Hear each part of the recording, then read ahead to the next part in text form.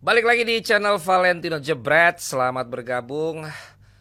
Kemarin kita belum lupa ya bagaimana Indonesia mengalami kekalahan atas Irak. Tapi seperti yang gue juga sudah sebutkan di episode sebelumnya, kalau dilihat dari hasil dan juga bagaimana kita kebobolan, patut untuk dievaluasi. Tetapi dari sisi permainan dan juga dibandingkan dengan pertandingan menghadapi Irak di laga pertama, tentu sudah ada peningkatan. Tapi memang tidak gue pungkiri bahwa ada beberapa yang memang bikin gue gregetan ya. Ya tentu saja bagaimana combo yang gue bilang itu bisa terjadi. Yang paling gue gregetan adalah bagaimana strike tidak mampu untuk mengakhiri gocekan indahnya dengan sebuah passing. Tapi mungkin karena gue lebih berperan sebagai seorang pengumpan kalau dalam sebuah pertandingan, ada perbedaan point of view ketika seorang pemain depan memiliki satu nilai atau kalau bisa dibilang kecenderungannya adalah oportunis. Dan oportunis adalah ketika dia mampu untuk menciptakan peluang dan ingin menyelesaikannya. Dan itu yang biasa terjadi juga di dalam liga top-top Eropa, sehingga kadang-kadang juga sama temannya itu terjadi percekcokan. Dan yang kedua tentu saja adalah apa sih yang ada dalam pikirannya Hernando ketika dia di bawah tekanan dua pemain, ada tiga pilihan teman, tetapi dia memilih untuk masih pengen gocek dan capping bola. Seperti kalau gua ngelihat penjaga gawang yang memang sekarang tipikalnya bisa jadi sweeper juga, tapi juga ternyata memang itulah gaya main, itulah satu kriteria dari penjaga gawang di era modern sekarang, yang walaupun gua sering sekali gregetan kalau melihat Neuer misalnya, terus kemudian juga Ter Stegen, kemudian juga apalagi Alisson, itu kadang-kadang kan gregetan banget. Waktu itu kayak dimulai dari Bravo ya, tapi kalau Bravo tuh kayak tenang banget gitu. Tapi yang jelas kita nggak pernah tahu apa yang terjadi sebagai seorang pemain ketika harus membuat keputusan dalam sepersekian detik. Dan itu sudah terjadi. Yang ada adalah bagaimana Hernando mampu untuk memulihkan, mampu untuk healing.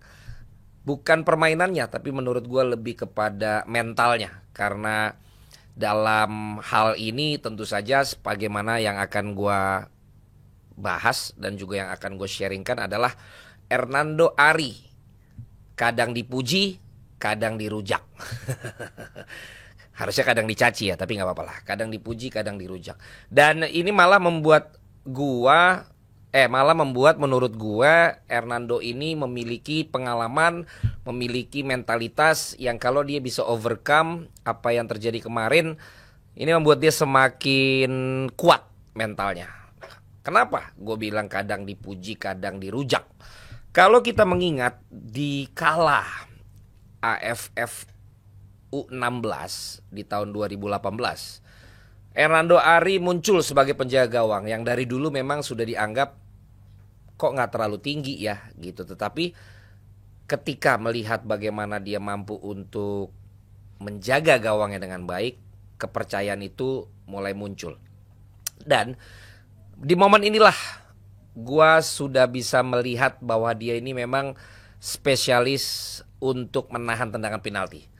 Dan bukan seperti Emi Martinez yang jago menahan tendangan penalti tapi dengan gaya ekstrovert atau dengan gaya memancing emosi lawan, mengganggu konsentrasi lawan. Hernando ini tipikal penalti stopper yang tipikalnya introvert, lebih fokus kepada dirinya, dia kepalanya ngelihat ke bawah, jadinya seakan-akan malah nggak percaya diri. Tetapi disitulah momen para penendang ternyata banyak yang terkecoh karena mampu ditepis, mampu digagalkan oleh seorang Hernando Ari. Dan itu adalah momen ketika dia membawa Indonesia menjadi juara menghadapi Thailand di tahun 2018 di AFF U16. Kalau gue bener atau kalau gue gak salah itu asuhannya Fahri Husaini. Gue membawakan itu bersama dengan Binder Singh. Dan kalau waktu 2013 gue bersama dengan Abdul Haris. sama-sama juga berlinang air mata. Di 2018 gue sama Binder. Hernando Ari dipuji dan benar-benar kemudian namanya muncul. Dan setelah itu karirnya juga semakin baik ketika dia ke Garuda Select. Kemudian juga dia terus memperkuat tim nasional di kelompok umurnya. Dan juga sampai bermain di Persebaya. Minum dulu, udah mau. Nah, tapi gue singkat saja. Kemudian highlight berikut pada karirnya adalah di AFF Under 23 kita sampai ke babak final. Kala itu sampai dengan penendang kelima kalau gue bener atau kalau gue nggak salah. Dan ternyata yang mengambil adalah Hernando. Dan ketika mengambil adalah Hernando menjadi satu momen penentu. Dan ternyata dia gagal. Setelah itu Vietnam mampu keluar sebagai juara. Dan dia di situ mulai merasakan rujakannya netizen. Dan sempat juga dia mengeluarkan statement untuk meminta maaf karena tendangannya gagal. Dia menulis dalam sosmednya, hidup harus terus berlanjut. Pertama, saya ingin meminta maaf untuk seluruh masyarakat Indonesia yang kecewa terhadap saya karena saya tidak bisa menyelesaikan tugas saya. Dan saya juga hanya manusia biasa yang ingin memberikan yang terbaik untuk bangsa ini. Terima kasih atas kerja kerasnya tim, coach, dan official staff tim nasional U23. Kritik dan saran kalian adalah semangat untuk saya sebagai pemain sepak bola. Dan terima kasih untuk orang-orang yang selalu support saya. Di sini merasakan rujakannya para pencinta tim nasional Indonesia yang menanyakan kenapa mesti lu, kenapa mesti lu, kenapa mesti lu. Padahal ini menunjukkan bahwa ya dia punya mental yang sangat kuat ya untuk mengambil itu gitu. Nah, kemudian highlights berikutnya adalah yang baru-baru ini saja berlangsung menghadapi Piala Asia U23. Kita bisa lihat bagaimana kepiawaian seorang Hernando. Walaupun tidak bisa dikatakan sempurna, ada beberapa hal-hal dasar yang terkadang juga miss. Tetapi yang tentu tidak bisa kita lupakan adalah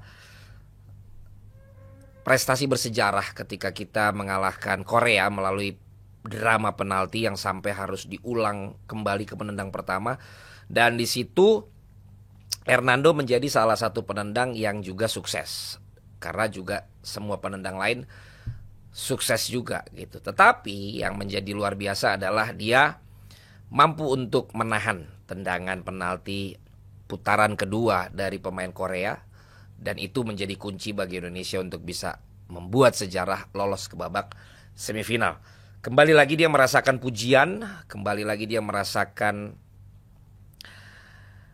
puja-puji untuk dirinya. Dan lagi-lagi gue bilang ini orang mentalnya gokil sih gitu. Karena udah pernah dirujak sebelumnya, sekrusial ini dia juga bisa untuk membuktikan bahwa dia bisa overcome itu. Makanya di pertandingan kemarin gue sih tidak menyangkanya lagi-lagi tadi kenapa dengan tekanan dua pemain itu dia begitu bisa tenang gitu. Tetapi artinya inilah kepercayaan dirian dia, inilah mentalitasnya seorang Hernando. Walaupun akhirnya tentu berakhir dengan blunder gitu, tetapi menunjukkan dia ini sudah punya kepercayaan diri seperti kiper-kiper dunia untuk menjadi goalkeeper sweeper.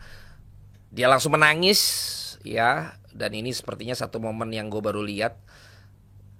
Seorang Hernando introvert ini mengeluarkan emosinya, mengeluarkan tangisannya di lapangan dan kemudian mendapatkan semangat dari teman-temannya. Bahkan juga Martin Paes yang juga sedang diproses untuk menjadi penjaga gawang Indonesia memberikan support juga di platform sosial media dan memberikan dukungan kepada seorang Hernando.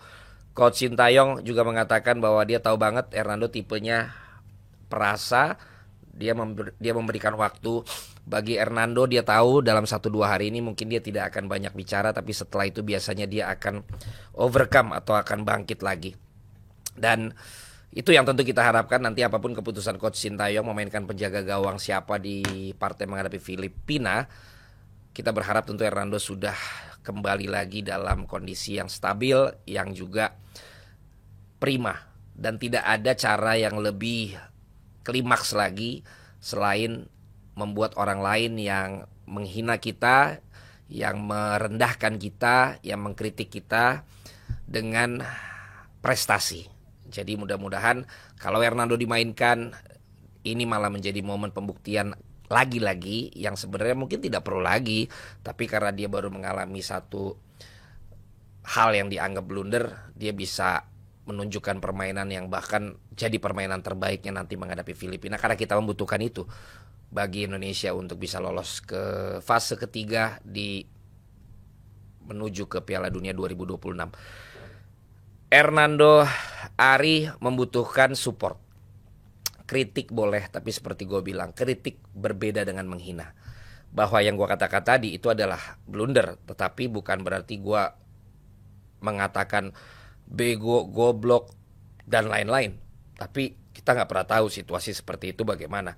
Yang ada adalah kita memberikan kritik, tetapi kita tetap mensupport, kita tetap berikan kata-kata positif, kita tetap mengatakan percaya kepada dia, kita tetap memberikan kesempatan bagi Hernando Ari, kita tetap menunjukkan bahwa kita tidak hanya senang dengan dia pada saat dia bagus, tetapi juga pada saat underperform kita juga memberikan dukungan. Gue benar-benar dalam generasi sekarang, apalagi usia Hernando juga masih di bawah 23, dukungan-dukungan seperti ini adalah dukungan yang penting bagi kehidupan mereka, bukan hanya bagi karir mereka. Seperti yang kita baru saja dengar bagaimana seorang petinju berbakat melakukan suicide karena problem yang bukan terjadi dari karirnya tapi dari kehidupan di luar karirnya. Ini juga bagi gue tidak bisa kita anggap enteng bagi para pesepak bola kita maupun para atlet-atlet kita. Khususnya kali ini Hernando, kita nggak akan pernah tahu bagaimana rasa sakit yang dia rasakan saat dia melakukan kesalahan di lapangan. Dan ditambah lagi rasa sakit ketika dia membaca kalau ada komen-komen yang gue bilang tadi, bukan hanya mengkritik tetapi justru membuat dia drop, membuat dia kepikiran, membuat dia jadinya stres. Mental health, inilah yang kita tentu harapkan tidak akan terjadi bagi Hernando. Hernando adalah orang yang kuat, ada tim pelatih, psikolog, ada teman-temannya di timnas, ada Don Badres sebagai manajernya, dan juga ada banyak masyarakat Indonesia yang tetap memberikan dukungan. Dan gua sendiri mengajak kalian semua, bagi yang juga sebel, kesel sama dia, kita rubah untuk menjadi orang yang memaafkan dan memberikan kesempatan bagi dia. Tidak mau juga dia melakukan kesalahan seperti itu. Dan kita berharap dia akan comeback stronger menghadapi Filipina tentunya dengan penampilan yang luar biasa. Itu sih yang bisa mau gue sampaikan. Dan dari hal ini gue belajar bahwa dalam hidup ini yang seperti judulnya, kadang kita dipuji, kadang kita dicaci, atau lebih ekstrimnya kadang kita dipuji, kadang kita dirujak. Tinggal bagaimana kita bisa menempatkan diri kita ketika menghadapi atau menerima pujian, bagaimana sikap kita. Dan ketika menerima cacian, rujakan, bagaimana sikap kita. Karena kadang segala sesuatu sudah kita bisa prediksi, tetapi kalaupun yang kita prediksi tidak terjadi, akhirnya menentukan adalah bagaimana respon kita. Satu saran yang paling bisa gue sampaikan dan paling utama bagi Hernando adalah lebih baik gak usah baca komen-komen itu selama keadaan hatinya belum pulih. Dan yang kedua, lebih baik mendengarkan, lebih baik berada dalam lingkungan dengan orang-orang yang mensupport, bukan yang toksik. Karena teman yang tepat, teman yang benar adalah yang selalu memberikan support dikala situasi apapun yang terjadi. Comeback stronger Hernando, we believe in you, Indonesia butuh lu, dan kita semua yakin lu akan bisa menampilkan permainan terbaik menghadapi Filipina nanti. Kalau kalian juga setuju dengan gua, kasih jempol kalian di kolom komen sebanyak-banyaknya bukti dukungan untuk Hernando Ari dalam pertandingan menghadapi Filipina, menunjukkan penampilan dan permainan yang terbaik. Sampai berjumpa lagi nanti di pertandingan lawan Filipina, dan juga sampai ketemu lagi di episode berikutnya di channel Valentino Jebret Indonesia.